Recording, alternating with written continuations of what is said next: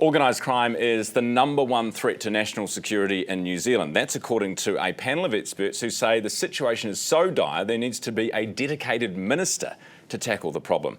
The Ministerial Advisory Group Chair, Steve Simon, is live at the desk in the same crappy chair. Good morning. Thank you, Ryan. Good to have you here, Steve.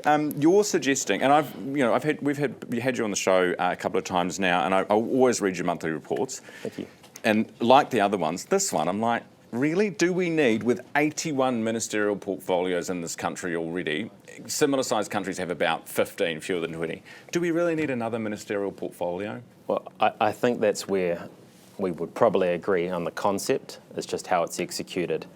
I'm not talking about creating a new ministry with hundreds of staff and a massive office block. I'm saying at the moment we are spread too thin in our response to organised crime.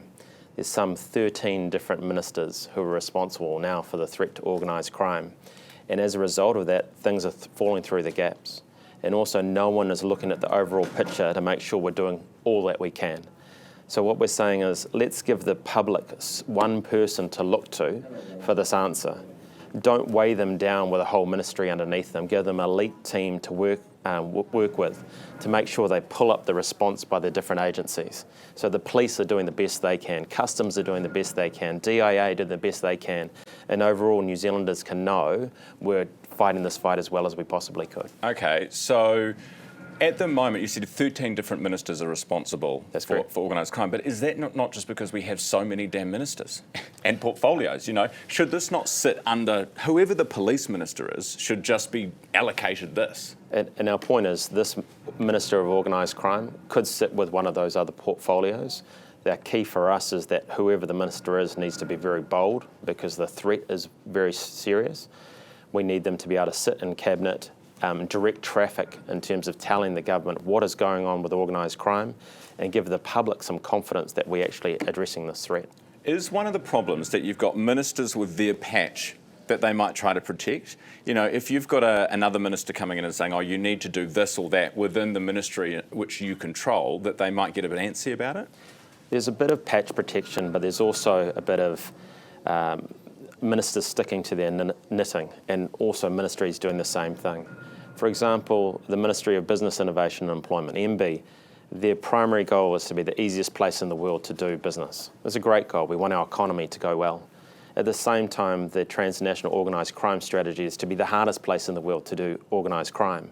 So you've got these competing interests. So within MB, the focus has obviously got to be on driving our economy. At the same time, they play an important role in fighting organised crime. What we're saying is if you had an organised crime minister who could sit up above all of that and pull on the good work that MB could do to support the police and customs, we could have a complete response to organised crime. By opening up New Zealand to more foreign investment and lowering the thresholds and the checks that need to happen in order for that to be facilitated, do we risk inviting money from organised crime? Yes, we do, but it's already going to be a problem.